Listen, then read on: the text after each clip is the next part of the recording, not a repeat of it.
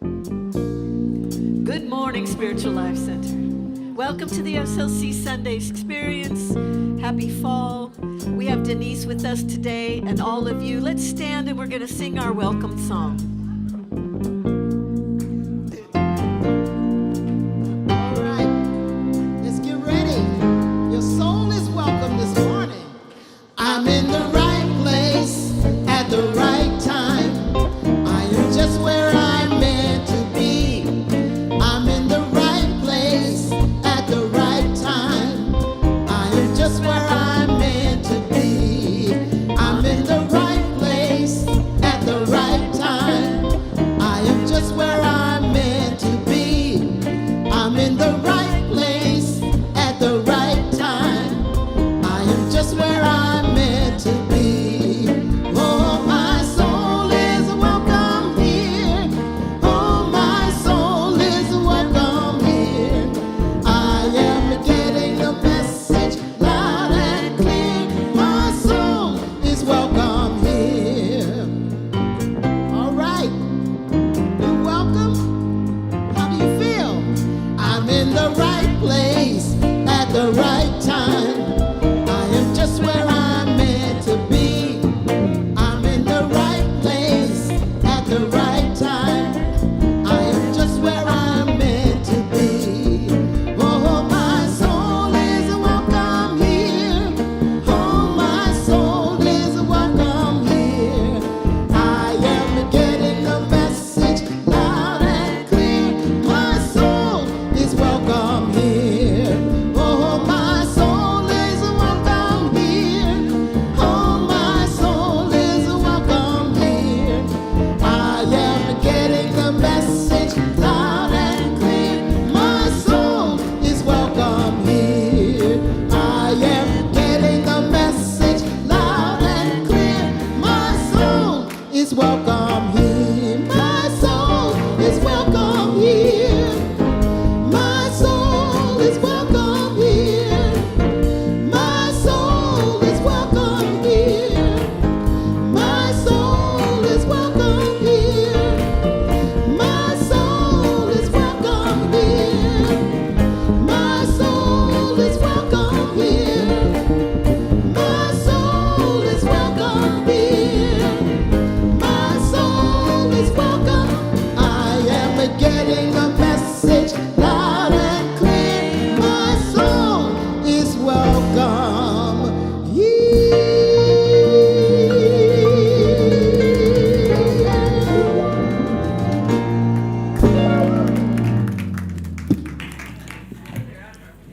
Good morning, SLC, and good morning, Reverend Deborah. Good morning, Reverend Rick. Good morning. We greet you this morning in the name of all that is good, all that is holy, and all that is sacred, and in the warm and loving energy of this community, Spiritual Life Center. Spiritual Life Center honors all people worshiping in temples, mosques, churches, stone circles, and of course the beautiful temples of nature, because we know that there is no space that God does not grace. If you're with us for the very first time today, whether you're watching us online or here with us in person, we especially want to welcome you because we know that you are not here by accident. We know that every single one of us is here by divine appointment. order. And we are so grateful to be able to get together like this. And that gratitude extends to silencing your electronic devices, and please refrain from flash photography during the service. And today's daily word is beautiful. Remember there was that song, everything is beautiful. And the cynic says, yeah, really? And it also gets to, I think, also the prayer for protection. Remember, we're going to be saying that obviously at the end of the service, where it goes, the land of God surrounds us, the love of God enfolds us, the power of God protects us, the presence of God watches over us. Wherever we are, God is, and all is well. Really? Reverend Rick, have you been reading the newspaper, or have you had a lobotomy? I mean, what's... and a very wise person suggested to me that in that, wherever we are, God is, we throw in something, wherever we are, God is, and because God is, all is well. And you're going to see it in the affirmation that I think the daily word today hits that on the head. Carl Jung used to draw a circle, and he would say to his patients, the ego is only a small sliver of the total psyche. You think it's the whole banana, but it's only the small little sliver. The same thing, is that this material world is not the be-all and end-all. It is only a relatively small sliver of the total pie, as it were. And wherever we are, God is, and because God is, all is well. And the same thing applies to beauty. As I said, the daily word is beautiful. And the affirmation, I think, here is so powerful. The world becomes beautiful when I find God in it. The world becomes beautiful when I find God in it. When I am fully present to life, I find beauty everywhere. Looking up at the shimmering stars, walking through a field of marigolds, or sitting by the ocean, I rejoice in the beauty of nature. It is truly a wonderful world. The beauty that delights my senses also lives in me. The presence of God does not just surround me, it is within me also. My divine gifts, along with my talents and unique abilities, make me a beautiful and integral part of the world. When I live into the fullness of my divinity, the expression of my humanity is simply beautiful. I am a radiant spiritual being, an individuation of the divine. I honor the presence of God within myself and all others. We are beautiful. And from the 27th Psalm, we sing, one thing I ask of the Lord, that I will seek after, to live in his house forever and to behold the beauty of the Lord. Today's daily word is beautiful, and the world does become beautiful when we find God in it. Dear Spirit, thank you for this fall harvest season, and we know that it will be a bountiful and beautiful harvest. Thank you for SLC, this wonderful spiritual community, this city on a hill with a powerful message, not just for Sacramento, but for the world beyond. And for this and so much more, we say thank you and amen and amen. And these words of our mission statement are a reminder of who we are and why we're here, quite frankly. Let's say it together. To transform lives, to make a positive difference in the world as we love, serve, and remember. And we also say those 5 powerful unity principles. God is absolute good and everywhere present. People are inherently good. Thoughts create our experiences. Prayer and meditation are how we connect with God, and we must take action. And of course, No, I was going to ask you, as my Jewish grandmother used to say, no? No. So we have the prayer circle this Wednesday at 6 o'clock. I'm sorry, at 5:30. This is the one we need next. At 5:30, and we had 12 people last week. Yay. So it's growing, and so we invite you to meet us in the chapel at 5:30, and then there will be the birthday bash because it is the first, actually it's the 1st of October, which is the first Wednesday in October, so there will be cake. If you have a birthday in October, come celebrate. If you don't have a birthday in October, come celebrate. So that's at 6, and the prayer is at 5:30, and then the next week after that, we'll start having programs as well, so join us. And we have a new group which is starting up this week, and it's starting up online. It's called the Phoenix Rising Group. It will be held on Thursday, October 2nd at 9 a.m. online. This is a group which is going to be looking at how do you really use these spiritual principles when the rubber hits the road. I mean, unfortunately, a lot of times when we hit potholes, for many of us, the reaction is, this spiritual stuff, it's a bunch of happy babble, instead of really turning into this. So this group is, again, for folks who, going through challenges, and we all are going through challenges, and seeing these as opportunities for more spiritual growth. Again, it's online. You can sign up. Deborah kindly has said you can sign up at the hub this week to make sure you get the Zoom invite, or you can do it online. We're really looking forward to seeing people there on Thursday, October 2nd at 9. Secondly, it's going to be meeting soon. These roundtables are really proving to be popular. We're going to be doing the next roundtable on October 12th after this 11 o'clock service. This time we're going to be looking at when you get to Unity Village, you find out, Unity. There's two groups there. There's Unity World Headquarters. There's also Unity Worldwide Ministries.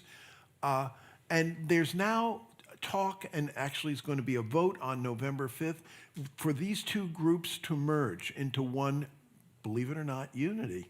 But there has been controversy about it. Should this be done? I will talk about, the merger, possible merger, benefits, costs, why is there controversy about it, and most importantly, what the heck does this have to do with you, and what does this have to do with SLC? I think you will see it could have a major impact on SLC, and quite frankly, an impact on your spiritual walk. So this will be held October 12th after the service. And we have Reverend Janée is going to give us a quick gala update, the president of our board. Yay. Good morning. It's really good to be with you this morning, and I bring a joyful hello from our board of directors. Our board, our staff, and all of you volunteers, we have been working really hard this year. We bringing on our new minister and all that was involved in that process, putting on events and fundraisers, and then recently our amazing gala. We've had a lot going on, and I want to thank all of you for all the ways that you've stepped up and shown up and supported this amazing spiritual community. And I want to share some good news with you. We moved Reverend Rick and his family, across country to be with us, and that had a substantial cost associated with it. We went to work, and we applied for Unity's HUG grant, which covers one half of the minister's moving expenses up to $8,000. And we were awarded that grant. So with that $8,000 grant and the generosity of all of you, we have officially covered Reverend Rick's moving expenses. Yay. Thank you. And Namaste. we're grateful. Thank you. And gala, oh my goodness.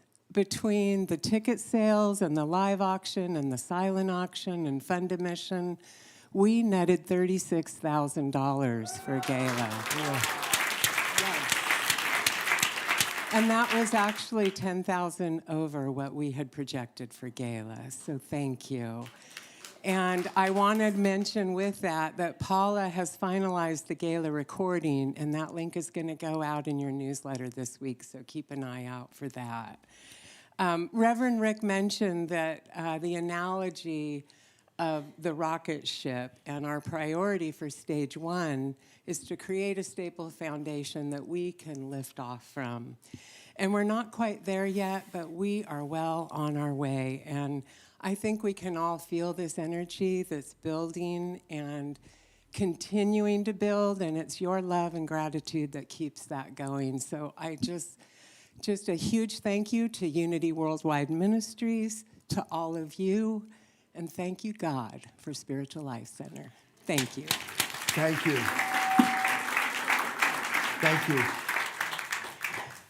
Faith in Action begins next week, and so today is the very, very, very last day you can sign up to become a participant. There are still several groups that are open, and so you can come out to the courtyard, and I can help you sign up, or you can sign up online.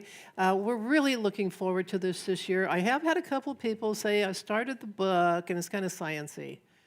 But But if you get past the first chapter, what happens? It is, seriously, I mean, you're blown away by it. There's so many, seriously, given what we are facing, there are so many things in there which I think can really honestly help you. I'm going to be talking about the first few chapters next Sunday, and I'll make it interesting. And one of the things that we forgot to say at the other service is that Reverend Rick will also be doing a Wednesday night forum, FIA forum. And so you'll have an extra chance to dip in, and it'll be a little bit different from your small group. So you can do both. So, and that one you don't have to sign up for, just show up. And also, we're coming up again for another opportunity to really help support SLC. It's called Gently Used Treasures. And that sale is going to be on Saturday, October 11th from 7 a.m. to 2 p.m. Donations can be accepted this week on October 8th and 9th from noon to 5 p.m. We're looking for clean, items that are clean and in working order. We can't accept large furniture. We would appreciate bringing clothes on hangers. Plastic bags, believe me, are needed. We accept checks. No, we don't accept. We accept credit cards and cash, but unfortunately, we do not accept checks. So come to the Gently Used Treasure Sale, which will be held Saturday, October 11th.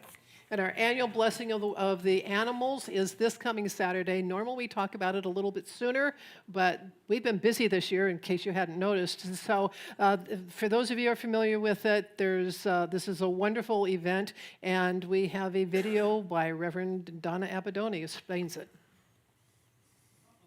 What time it is? It's time for the annual blessing of the animals, and I'll perform a celebration that combines ancient traditions. It won't be at Spiritual Life Center, it'll be online, because so many animals at one point or another in their lives don't want to travel. You know what else animals don't want to do? They don't want to sit still for very long. So it'll be a quick service. Don't be late. It'll start at 1 p.m. It'll be interfaith, because animals tend not to follow a particular religion.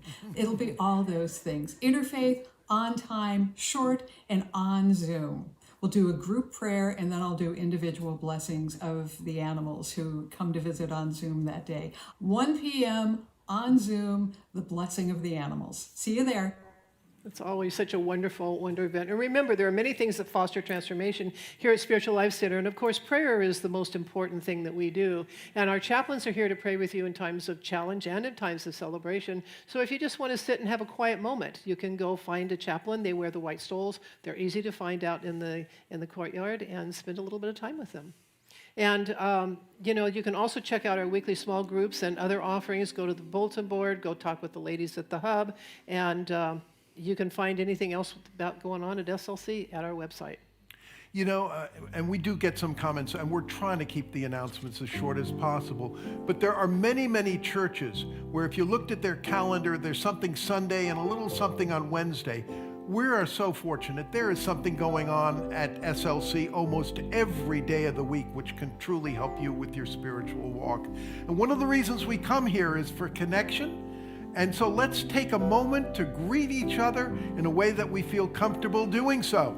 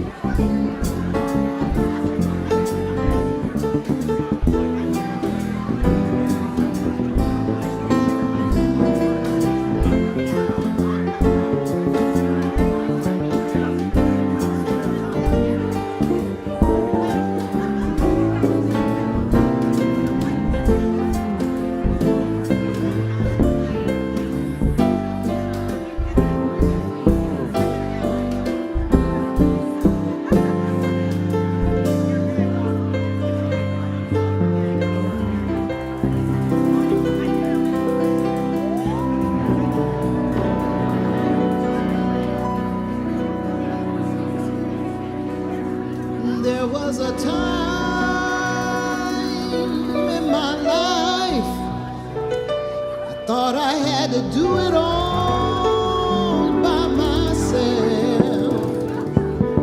I didn't know the grace of God was sufficient. Didn't know the grace of God was at hand.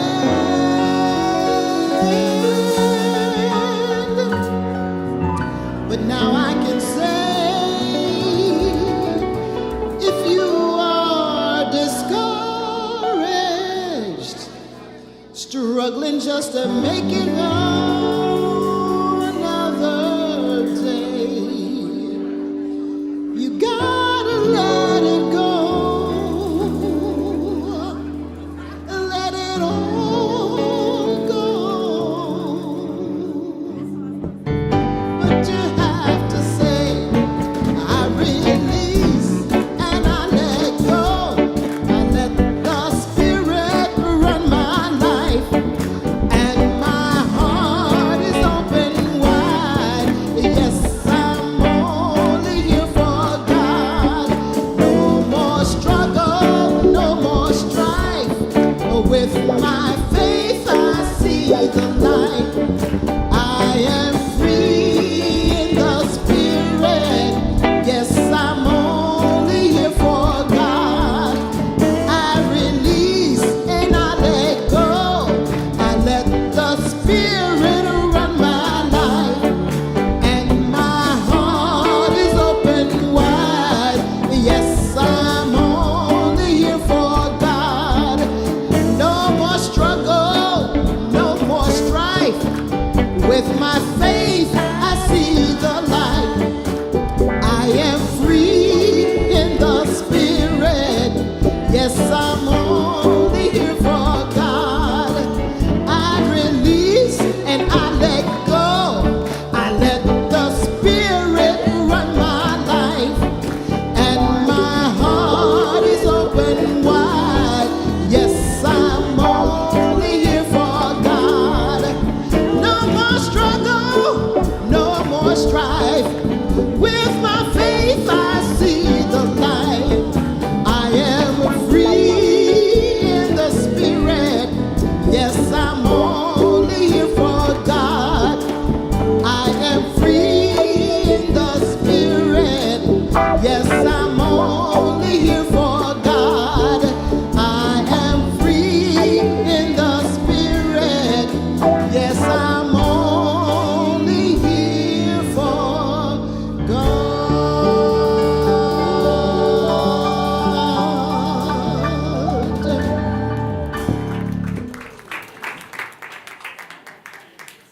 You know, for many years when I taught at the university, the saying was, you don't let the students out because you'll never get them back in the room. We can get them back in the room because we have such a wonderful music department here over here. Well, today is a very, very special Sunday. It's New Member Sunday. Actually, we are welcoming in 10 new members. Members were welcomed at the 9 o'clock service. And also, we really are a hybrid church. I mean, not just in-person numbers are growing, our online numbers are truly growing. And that's thanks. I want to shout out our AV department. I mean, because quite frankly, with millennials, Gen Xers, and Gen Zers, the first time we're going to meet them, and we're seeing a growing youth and family ministry, last week we had 10 kids, which is, really something, and we're growing. Lisa's doing a wonderful job. But the first time we're going to meet those folks is probably online. So we also welcomed a new member online, and we feel so great about it. And we're so grateful to have, for the 11 o'clock service, our new members here. Tell us your name, and then how did you find SLC? My name is Robin, and I found SLC through some friends that dragged me here somewhat willingly. But once I came, I just couldn't stop coming, so here I am. We're glad you're here. My name's Janet, and my therapist actually recommended that I come to SLC. And it was the best thing she's told me so far. I walked in the door and I knew I was in the right place. Yes. I'm Brian Stoltz, and I found a unity through interfaith of Placer County. And so I tried all the churches, but this one stood out to me. Oh. Thank you. You know, in unity, I mean, we're not so hard on, you know, we're not hard sell in terms of membership. We're not like Mormons on bicycle, you know, going out. But membership really does mean something. And it is important to see people stepping up and wanting to become active members in the community. The other thing which I find really interesting, because it's a little different here from a lot of other Unity churches.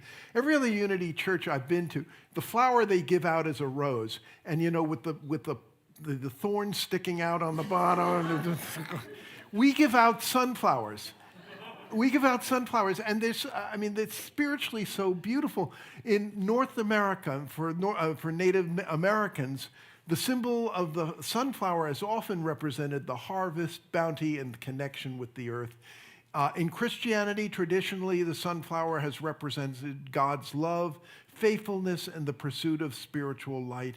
In China, it has often represented longevity, good luck, and happiness. And in Greek mythology, it's linked to the sun god Apollo, symbolizing adoration and loyalty.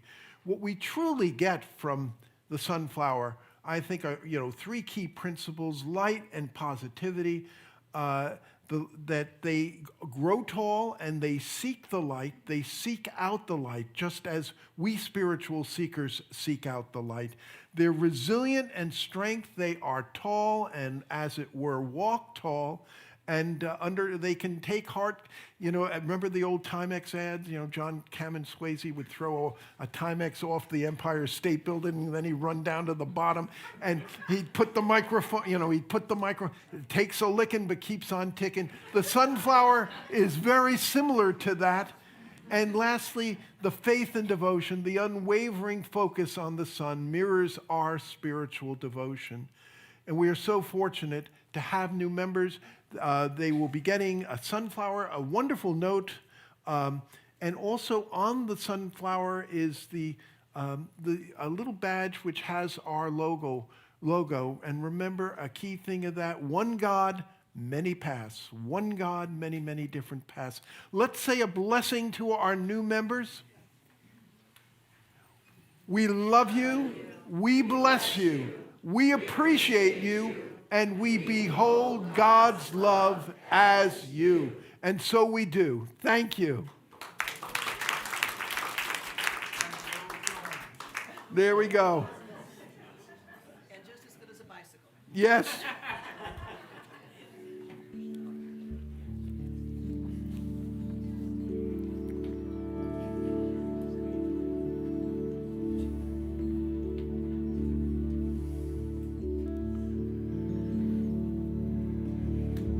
So now I invite us to settle into our chairs, prepare for meditation.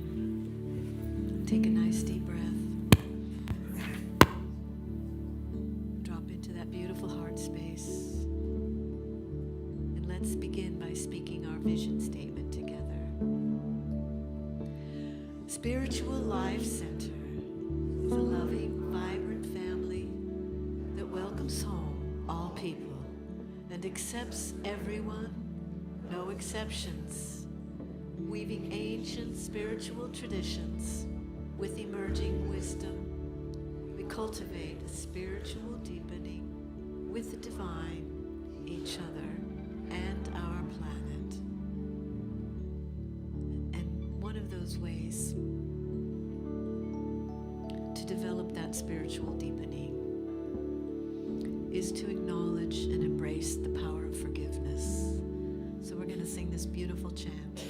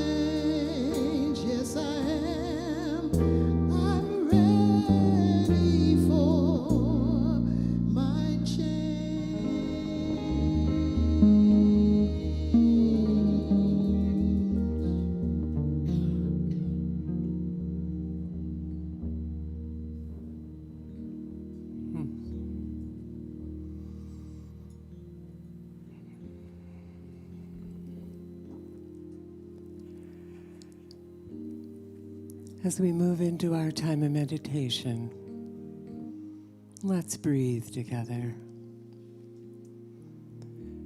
Breathing in and breathing out. Breathing in the vibration of that beautiful chant deep into your belly. Feel your body relaxing, your mind softening with each breath.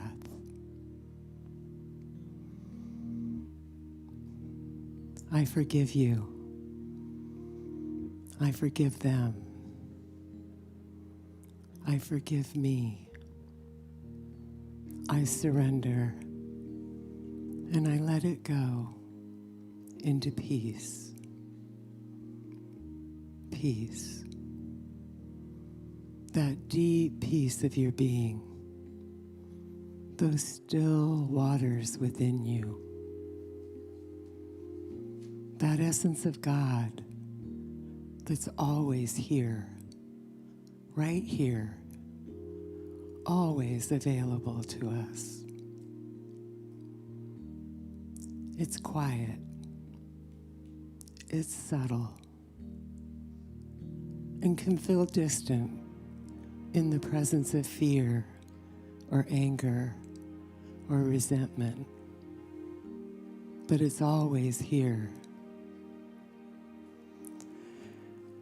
Forgiveness transmutes those lower energies and allows us to know our wholeness, to feel the love of our Creator, our God.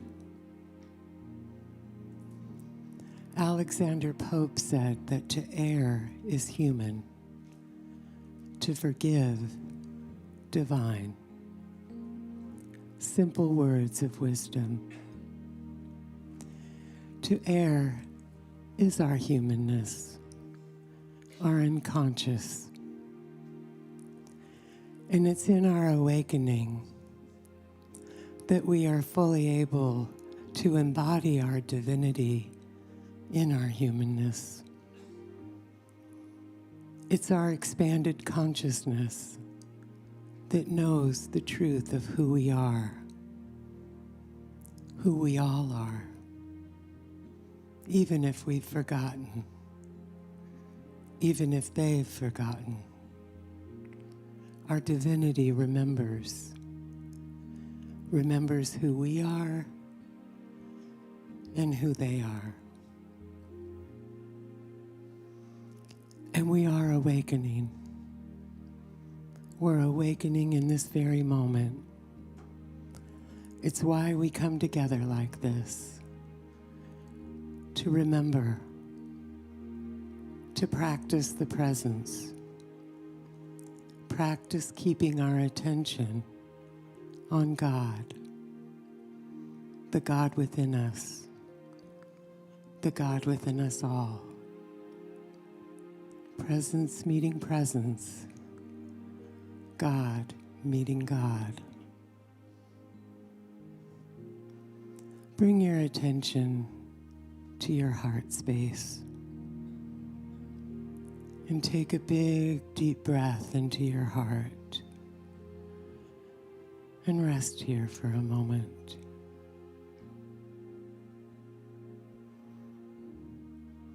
I forgive you. I forgive them. I forgive me. God is here. All you have to do is be willing. Be willing to forgive. Willing to let it go. And give it all to God. Our willingness allows love to move in us and through us. And in the absence of fear or anger or judgment, we feel the fullness of God. We feel that fullness expanding within us and all around us. So as we take a moment in the silence, give it all to your Creator, your God, in the silence.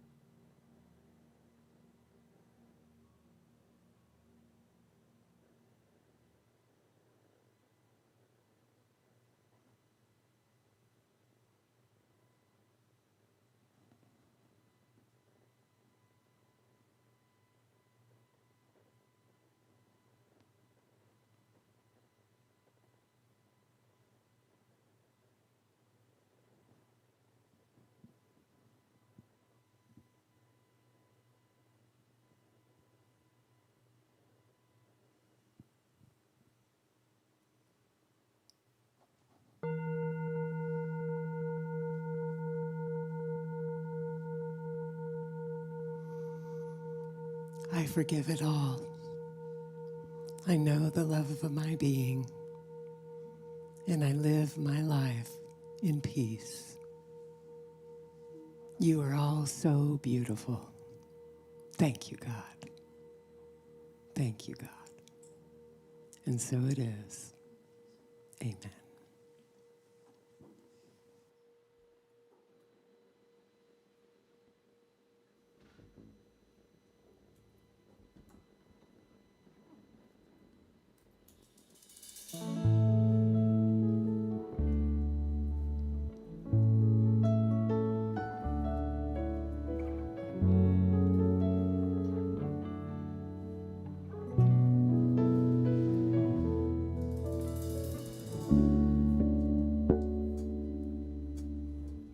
You're surrounded by walls built on years of failed intentions, too afraid to move on. So many shades of desperation, still you fight for control of the things you never can change, and your tired, restless soul rushes on with wild abandon. Wait and see what can be when you learn to trust enough to set it free. You'll find a peace, sweet release, and everything you have to know on the other side of letting go.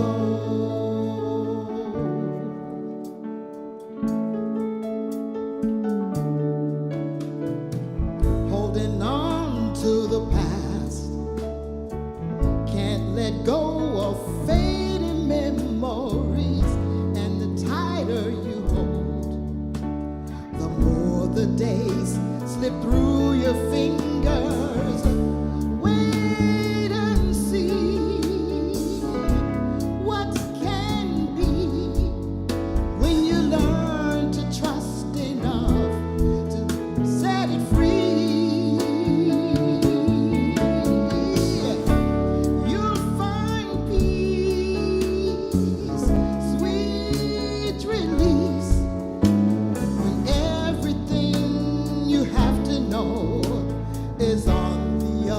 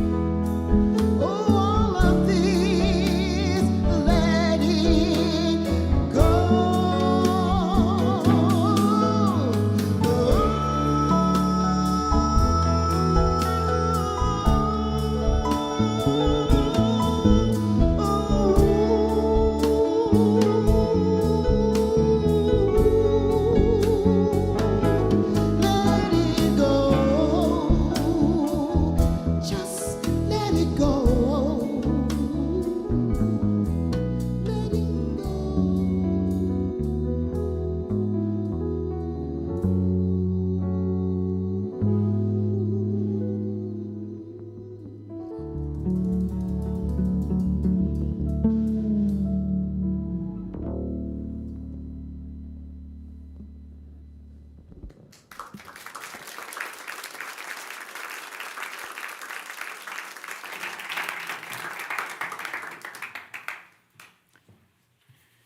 Well, thank you, Reverend Janée, for a wonderful meditation.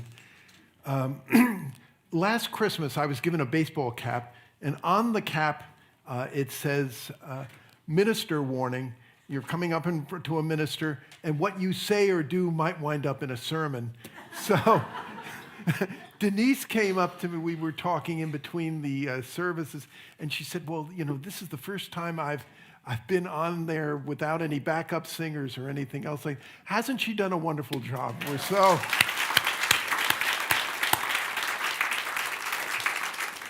Well, you know, we Americans, it's part of our culture. We love rags to riches stories. And you know, Horatio Alger, rags to riches, what about born in a mountaintop in Tennessee, the greenest state in the land of the free, lived in the woods so we knew every tree, killed him a bar when he was only 3. Davy Crockett, king of the wild frontier. You know, speaking of rags to riches, this is sort of like the ultimate rags to riches story in the United States, U.S. history.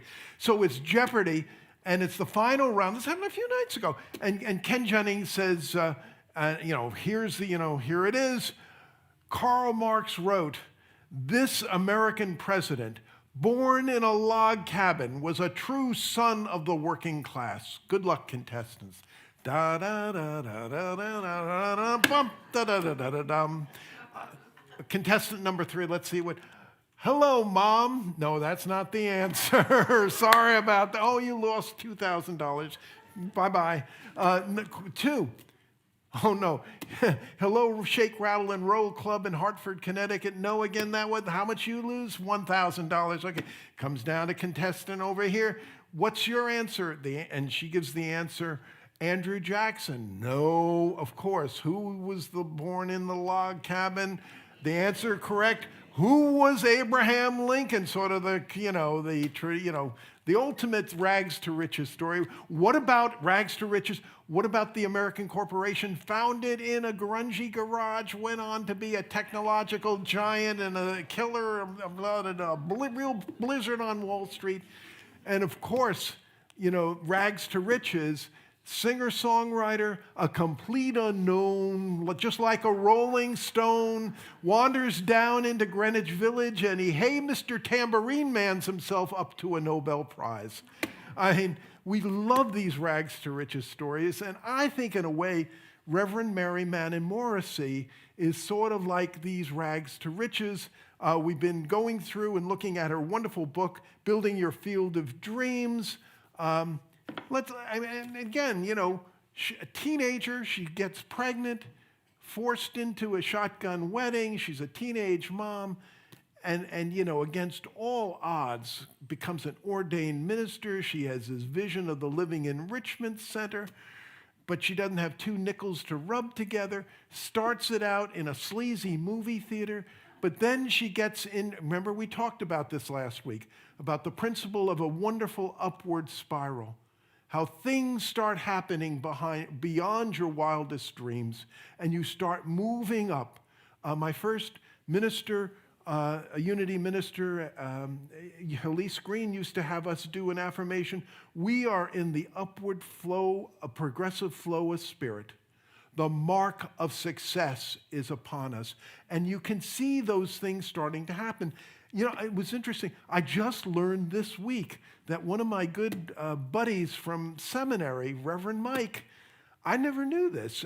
He actually was up in Oregon and at the Living Enrichment Center, And some of you, one or two of you were members of the Living Enrichment Center. A lot of you visited and went up there. How beautiful the place was. Just incredible. Physically, it was incredibly beautiful. And the services were so powerful. And, for a while, it was one of the leading, if not the leading, New Thought interfaith communities on the face of the earth.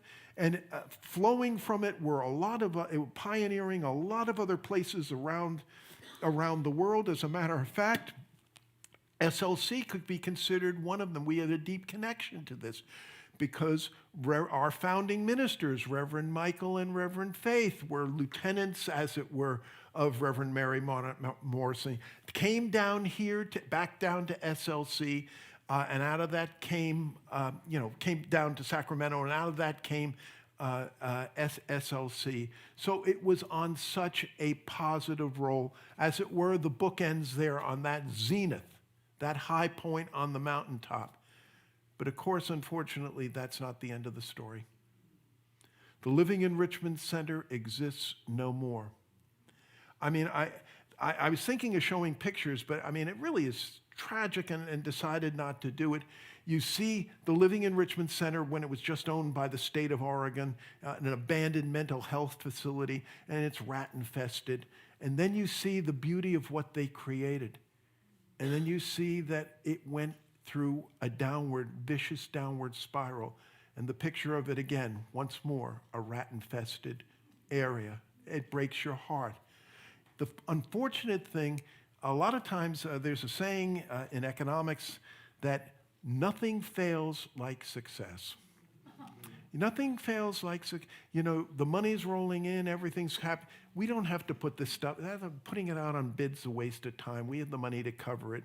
You start getting loosey-goosey, and you can very easily wind up on a vicious downward spiral, which works almost like a positive upward spiral.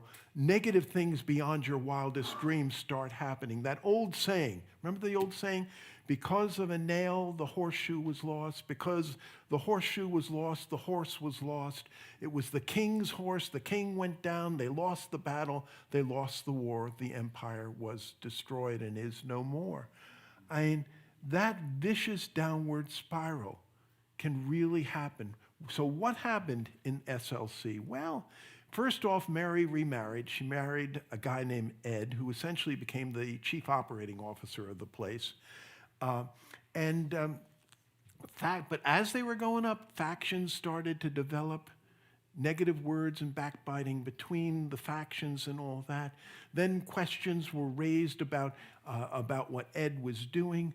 Finally, Ed was brought in and he was charged with embezzlement to the tune of roughly $11 million. $11 million. There was a trial. Ed wound up with jail time. And some voices within the community said, how could that happen? And Mary didn't know. How could, but she didn't know. How could, Mary says, I will pay back. No, you started to see that distrust. You started to see the factions. You started to see people walking out. And again, eventually what happened was the place went into bankruptcy. 4 ministries came out of that. None of them were even close or are even close to what the Living Enrichment Center was. I think there are so many lessons for us. Why am I telling this story? You heard Reverend Janée, we are on an incredible positive roll. I mean it. Last week, the board announcement, the number of people here are, going. It's going to be only a matter of time before we're standing room only. Our first service, I'm amazed. Most Unity churches that have a first service now, it's 10 people in a broom closet or something like that. And we're, the 9 o'clock service is going gangbusters. And the financial results, we are on an upward positive spiral. But I am concerned to make sure that we stay on that and to learn from what happened to other people. Other people stepped on landmines. we would not be the first spiritual community faced with a golden opportunity. I believe we have an incredible golden opportunity to be of so much love and service, not just to Sacramento, not just to us, but to the world beyond. We can have such a positive impact on the New Thought, unity, and interfaith communities around the world. But we could blow it. We could blow it. We could go through some things which are very, are similar, and we can learn. We could learn from those lessons and not go through similar things. So let me tell two stories. One is going to be, again, serving as I'm an unpaid advisor to Unity Worldwide Ministries, deal with a lot of churches. The first story, I'm going to protect, I'm going to call Unity of X. I'm trying to protect the guilty. This really is a crash and burn story. A crash and burn story. The next one I'm going to tell, I will mention names. It's my old home church, Unity of Fairfax. This was one that got itself into a downward spiral, but was able to get out of it with a win-win solution. And it really was truly a Phoenix Rising case. So let's go to Unity of X. Unity of X was once a very vigorous and vital church. It was now, for various reasons, down to around 25 people coming on a Sunday. There was only one guy with a guitar singing, there was no youth and family ministry program. They hired a pretty dynamic young and vital Unity minister.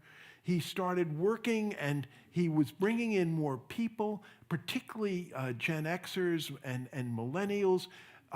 You started to see in a really expanded youth and family ministry program. It sounded like a Catholic church on, with so many kids on a Sunday. But and they were going up from around in the 20s. They were bringing in on Sundays, they were bringing in around 120 people. That's a big sense of growth. Their parking, they had to do parking lot to find, from the Family Dollar next door, they had to see they could park there. What was once, one guitar picker is now a band. It's flowing, it's rolling. But what developed in that congregation were factions. One faction was what I would call Southern Baptist unity. These, interfaith, get rid. The other was much more interfaith. And the interesting thing, this was where the millennials and the Gen Xers were. What was bringing the stuff in. The board was mostly controlled by Southern Baptist Unity. They went around and started to take down the interfaith signals. No more yin and yang. No more, Buddhist prayer wheels and all that. The interfaith section started really reacting, this is not why we came in here and everything else like this. I mean, I grew up in an evangelical church. If that's what I wanted, I would have, and I don't want it. The minister, this young minister, tried to get peace, but neither side, this side particularly didn't want peace. And as, Jesus said, blessed are the peacemakers. I add, blessed are the peacemakers because they're going to be shot at from both sides. Finally, this minister said, I had enough. He said, I'm not going to renew my contract, left. And they were on a vicious downward spiral. They're back down to around 23 coming on a Sunday. They're back down to one banjo picker, The Youth and Family Ministries program has been boarded up. The way they're surviving is running through their money market fund, which is not unlimited. It's not unlimited. I wouldn't be surprised if Unity of X is out of business within 1 or 2 years. Let me tell another story. This is the Phoenix Rising story. My old home church, Unity of Fairfax, outside of Washington, D.C. And I was on the board at that time. We hired a very dynamic minister. His name was Reverend Bill Wilson, no relation to the Bill Wilson of AA. But Bill, he was an incredible guy. He was really good at prayer and meditation. He would do meditation services at prisons, go into the death row and do meditation with people on death row. Incredible man. But, what developed were pro-Bill Wilson forces, anti-Bill Wilson forces. And so finally, congregational meeting. And let me also add into this an interesting thing. The ceiling of the sanctuary, this big, whatever it was leaking water.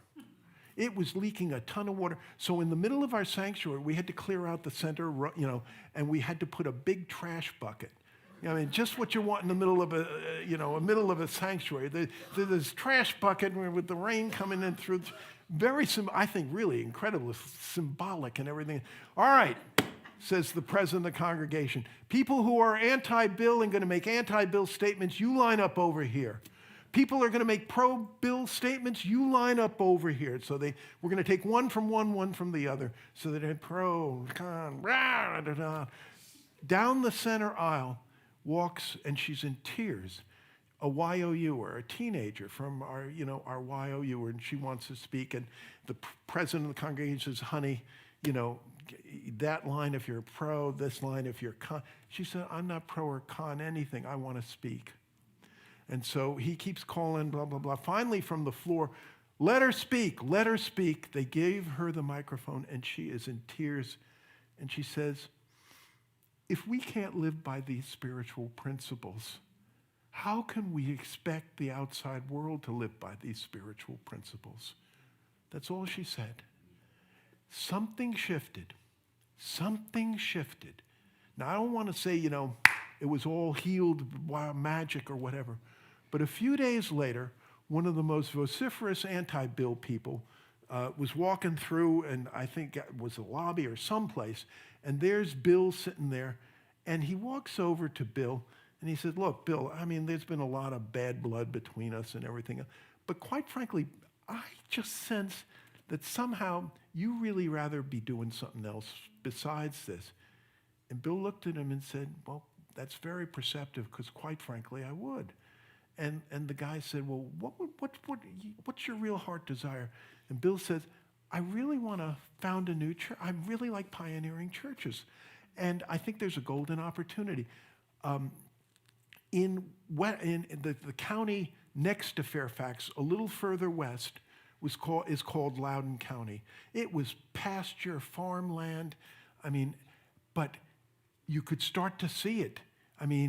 With the internet coming in, so many facilities related to the internet, related to this stuff, were coming up in Loudoun County. As a matter of fact, the majority of internet doings, which come from Europe and come out of the United States going to Europe, come through the Loudoun the Loudoun County facilities.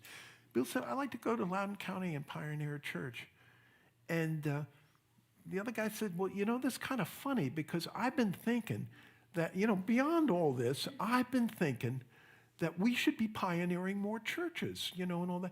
What would you think if I think I could get the fund? I know it's costly and all that, but we could get the funds together. We could help you start. And I also know some interesting people out in Loudoun County who I think would really help you. What do you think if we could get this? Bill said, yeah, that would be great. And it happened. And Bill was able to go out to Loudoun and found what has been an incredibly positive Unity Church. And at Unity of Fairfax, things started to heal. And what was a downward spiral, so many wonderful things have come out of Unity of Fairfax, which I think truly have helped the New Thought, Interfaith, and Unity communities. And you know what? The hole in the ceiling, it fixed itself. It stopped leaking. I was on the board. We had contractors come in and nobody could tell us why it was starting to leak and why it stopped leaking. Except I think we know why it was leaking and why it honestly, truly stopped leaking. I've been thinking, because again, working as volunteering as it were for Unity Worldwide Ministries. So I'm working with a ton of congregations. There is so much acting out in churches. So much acting out in churches. And it's interesting. I I'm doing the integral ministry program, and thank you. I mean, folks in this congregation essentially donated and paid the tuition to do this with Gary. And so Reverend Gary, he has us so often, he brings up family dynamics, family systems. You should be reading this. I thought, this is ministry. I mean, family, he says, yes, because so much what happens in churches is there are old wounds which were never healed. What you are seeing in the year 2025 has more to do with 1965 or 1975 than it does with 2025. Old wounds which never have healed. And so I've wondered, you know, again, the economist in me, why is it that you are seeing so much acting out in so many churches? And I think I have at least an interesting theory about this. If you act out in most places, like you act out on the job, there's a serious cost. You're going to be fired, or your career is probably going to be severely damaged for acting out. If you act out in a marriage, even if you want a divorce, it's going to be costly, and if you have kids, the cost is going to come for years and years and years to come. But if you act out in a church, what's the cost? It's it's almost costless, quite frankly. Now, it's interesting. What you're doing impacts the entire congregation and brings it down. But you personally, it's costless. So we economists would say, again, the simple demand curve, all other things being equal, if the price is high, the demand tends to be low. The price is low, the demand tends to be high. It's virtually costless to act out in church, and so I think that's one of the key reasons why you see so much of this. And again, it is mostly about old wounds from way back which have never been healed, or are projecting out. I mean, I've seen, you know, it's interesting. I graduated from ministry in 2016, so it's not that long ago. Only 1/3 of my class is still in active ministry. I mean, the fall, I mean, it's very incredible. But there have been several cases of this, is the projecting out on the minister. Oh my God, I had a crummy father. Isn't he the wonderful father I never had? But of course, being human and divine, but the human side, this minister is going to fail that person sometimes, and then all of a sudden comes here's another father figure who has just, you know, totally failed me, on goes that cycle. But you know, these healings, when we realize this, when we are willing to deal with our shadow work, and this is one of the reasons I'm really looking forward to the Faith in Action, because the book which we will be reading talks so much about how we can positively work on healing. And yes, there is some healing which, quite frankly, I think is needed in this church. Old wounds which have not been healed. And I'm concerned that we not wind up in a negative downward spiral. We do not have to step on landmines it is not foreordained. But you know what? We would not be the first spiritual community who faced a tremendous positive possibilities and blew it, because we didn't do our shadow work, we didn't do our healing. You know, the other thing which I've been thinking about is the ultimate crash and burner, the ultimate, you know, sort of acting out, as it were, was of course Judas Iscariot. Why did Judas do what he did? Why? And again, Judas was, you know, when Judas lived, it was slightly before my time. I was, you know, it wasn't. So, but just a theory, and it was interesting. When I talked this to the 9 o'clock service, several other people came up and they gave their theories. It's very interesting why they thought Judas did what he did. I think there were secondary reasons and primary reasons. The secondary reasons, and if I could act as Judas right now, I'm the educated one in this. I mean, the rest of these disciples are a bunch of hicks from the sticks. I have the connections with Jerusalem. I have done I'm the treasurer. I have done X, Y, Z for the ministry. But look, when Jesus goes on the transfiguration, does he take me? No. He takes those three schnooks over there. He doesn't take me. So, you can see that I think there was resentment, but I don't think that was the primary reason. I think the primary reason was, if I could step into my Jewish roots, Judas had a very traditional view of what a Messiah should be. And at that time period, there was this view. And as a matter of fact, you walk into Brooklyn, you go into a Hasidic community, you can hear them singing, "He will sit on David's throne forever, hallelujah." Again, they won't be singing in English, but that's what, that's what they're singing. In other words, the role of the Messiah is to restore the kingdom and the throne of David, to restore that kingdom and to get the Romans the hell out of here, right?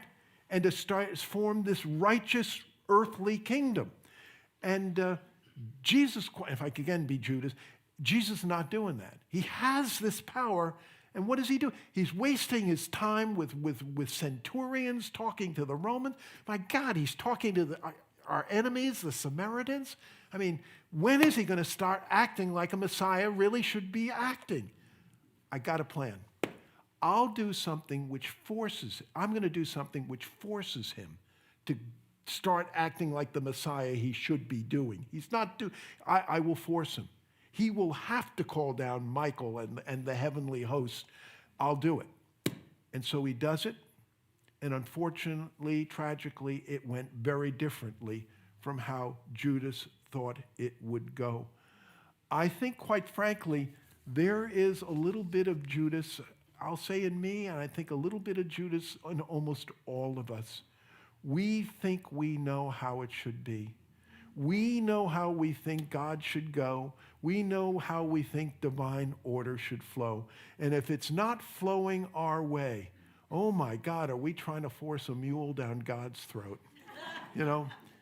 And again, not seeing that perhaps in Judas's case, perhaps there is a higher vision of what messiahship is all about.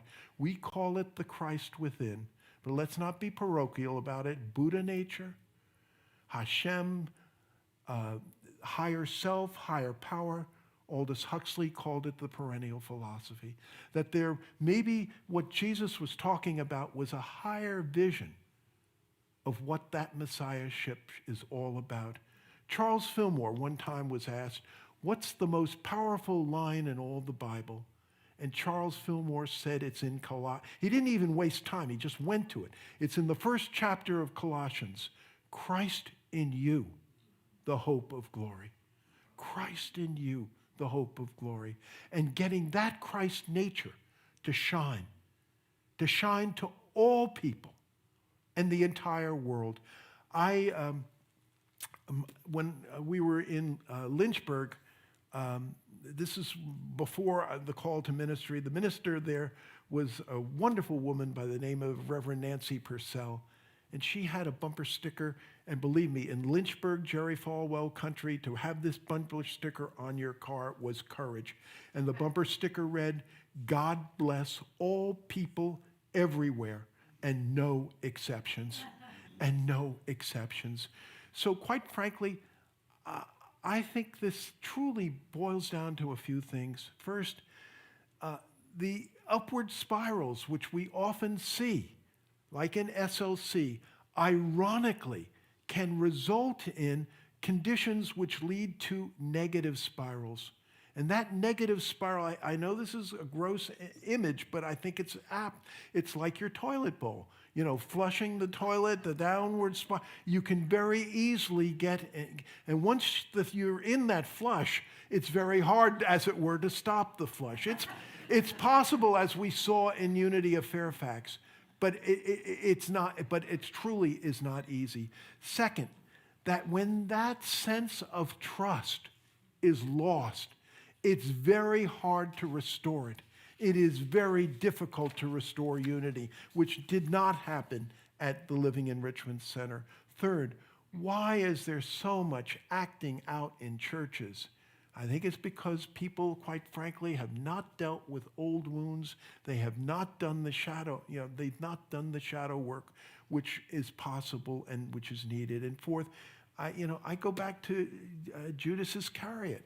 God, divine order, the flow, it's not going the way I think it should. And therefore, I'm going to try to force a mule, as it were, down God's throat. And fifth, that, just because other people have stepped on landmines, it doesn't mean that we have to. This is a cautionary tale. As we're feeling, as we're experiencing, truly, we are on an upward roll. We are on an upward roll. And if we learn the lessons from these cautionary tales, I think we can continue on that upward roll. We at SLC can learn lessons and not step on the landmines that other people have stepped on. We are not ordained by any stretch of the imagination to wind up on a negative spiral. We can stay on that upward forward spiral. And so let's, SLC, build our field of dreams and know, truly know, that we are on that upward flow and spiral of spirit, and that the mark of success is truly upon us. And also, as the good book says, all things are possible with God. Thank you, and God bless. Namaste. Namaste.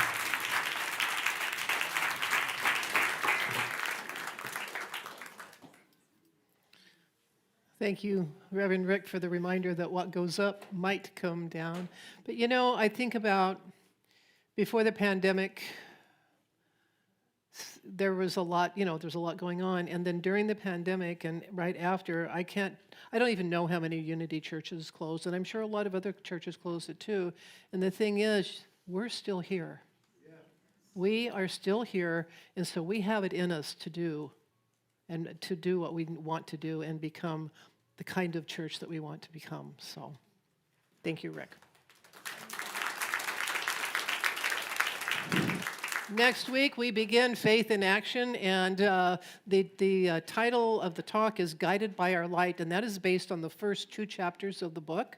And Reverend Rick is going to be doing that talk. I'm going to be doing meditation, and Larry Shiflett is going to be with us as well as Soul Light Connection. So join us next week for a lovely, kickoff to Faith in Action. And of course, we're going to have our artists up here, so we're really looking forward to it. And we love to welcome our newcomers.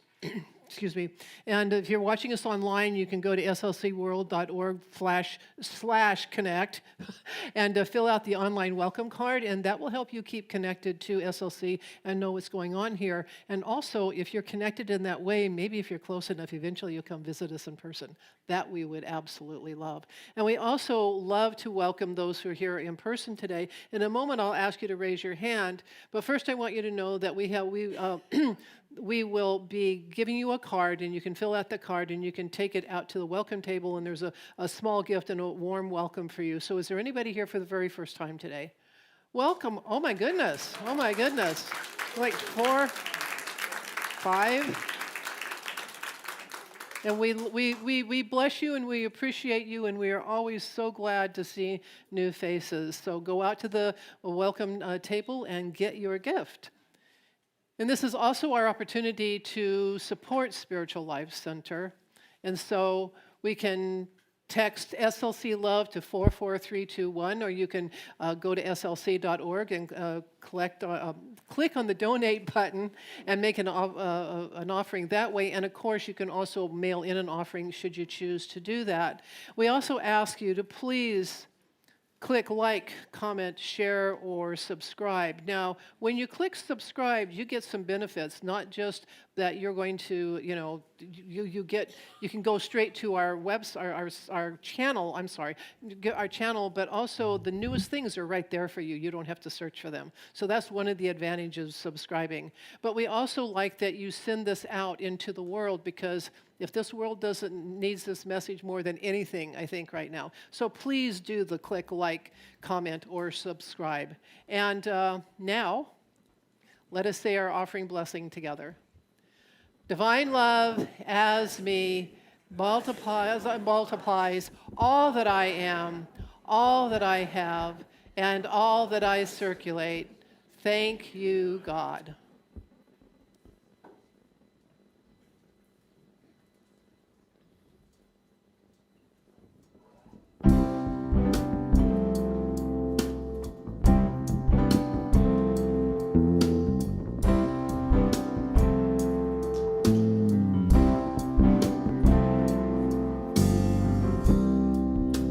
I used to see the world with a cynic's view.